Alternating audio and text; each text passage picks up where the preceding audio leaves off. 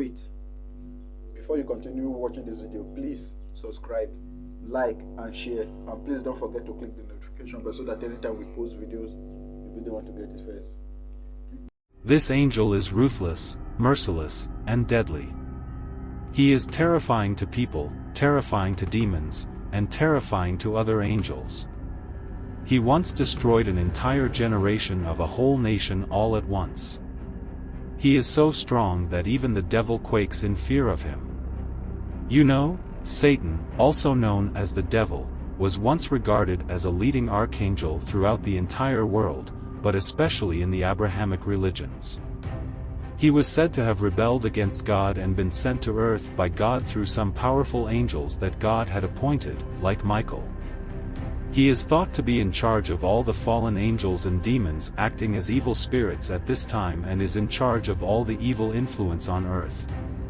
To prevent him from deceiving the nations once more until the end of the 1,000 years, the angel cast him into the abyss and locked and sealed it over him. He must then be granted temporary freedom after that. End times prophecy has historically piqued people's interest. The significance of the Bible's prophetic verses, particularly those found in Revelation, is still a topic of debate. One of the most talked about and debated of all the alluring events described in Revelation is Satan being bound for 1,000 years. We observe the 1,000 years that Satan was imprisoned impartially.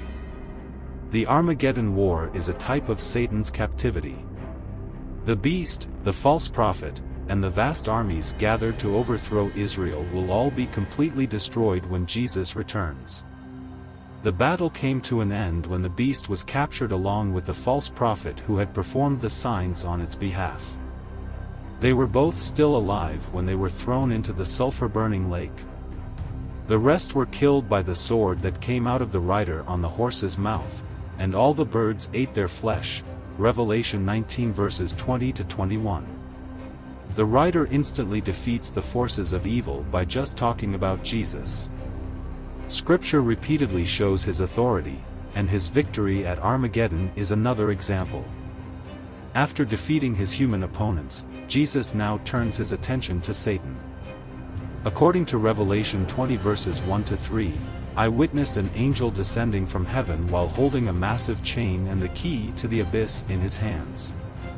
He captured and imprisoned the dragon, that proverbial serpent, also known as the devil or Satan, for 1,000 years.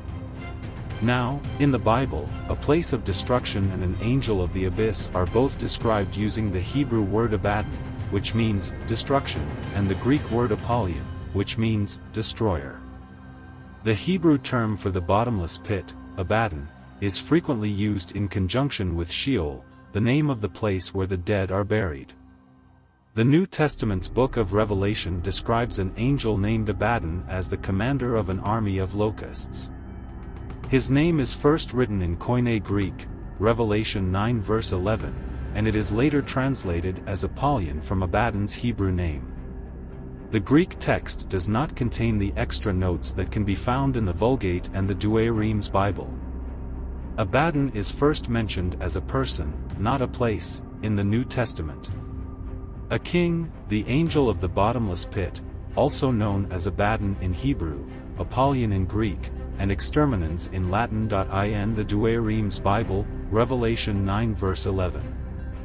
According to Revelation 9 verse 11, Abaddon is known as the destroyer, the angel of the abyss, and the ruler of a plague of locusts that resembled horses and had crowned human faces, women's hair, lion's teeth, wings, iron breastplates, and a tail with a scorpion stinger that tortured anyone for 5 months who did not have the seal of God on their foreheads. Abaddon is given particularly important roles in 2 different sources, Bartholomew the Apostle's Book of the Resurrection of Jesus Christ and Pseudo-Timothy of Alexandria's homily The Enthronement of Abaddon. Abaddon, who was originally given the name Muriel, was tasked by God with gathering the earth that would be used to create Adam, according to Timothy's homily. The angel was chosen to be the guardian after completing this task. Everyone, including angels, demons, and other living things, feared him. It was promised to him that anyone who revered Abaddon in life would be saved. The transporter of souls to the valley of Josaphat, Abaddon is said to have a significant role in the Last Judgment. He was present in Jesus' tomb when he rose from the dead, according to the book of the resurrection of Jesus Christ. As a result, the angel of the abyss is a strong angel that God employs to execute judgments and carry out terrible evil deeds as retribution against those who defy him.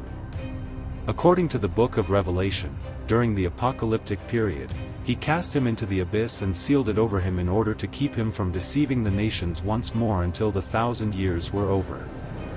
Then he has to be let out for a little while. This millennium is frequently referred to as the millennial kingdom. During this time, Satan has lost all influence over the inhabitants of the earth. During the millennial kingdom, when Satan will be imprisoned for 1,000 years, both those with glorified bodies and those with earthly bodies will live on earth. The tribulation and the millennial kingdom will have been endured by those who are still in their earthly bodies. According to Revelation 20 verses 4 to 6, those with glorified bodies are the church and the resurrected tribulation martyrs. The resurrection is mentioned right after Satan is imprisoned for 1,000 years.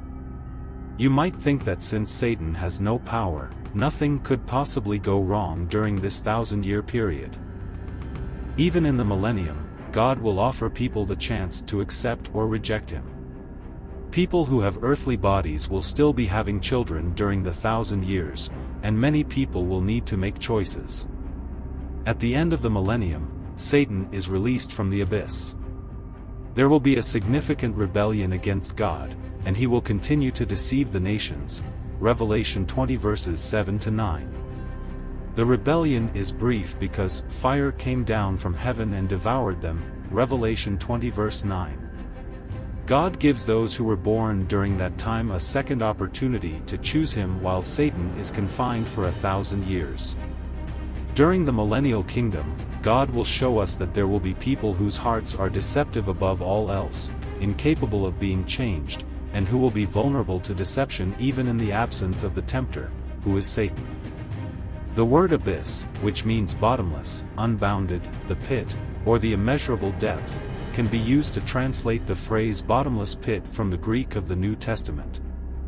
In Roman mythology, a place like this was called Orcus, and it was a very deep chasm in the lowest parts of the earth that served as both a common resting place for the dead and, more importantly, a home for demons. In Revelation 9 verses 1 to 12, the bottomless pit is home to a particular kind of demon. It is also the location of the beast's home, where he waged war against the two witnesses. Revelation 11 verses 7 to 8. At the start of the millennial kingdom, Satan is imprisoned in the bottomless pit. Revelation 20 verses 1 to 3.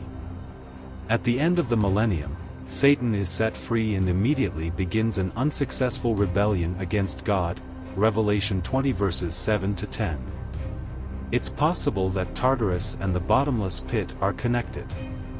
This Greek word, which is translated as hell, appears only once in the Bible and is found in 2 Peter 2 verse 4. It represents a place where fallen angels are imprisoned in gloomy chains awaiting judgment. These angels in Tartarus are reportedly kept in shadowy dungeons, according to the New International Version. Jude 6 refers to these same angels as the angels who left their own home, which is a reference to the same angels who are mentioned in Genesis 6 verse 2. If Tartarus is the same as the abyss, then the inhabitants of the bottomless pit are the same angels that sinned and were cast out of their first home. God keeps the most evil angels in the bottomless pit, including Satan and those who tried to thwart God's plan to bring the seed of the woman into the world but were unsuccessful before the flood.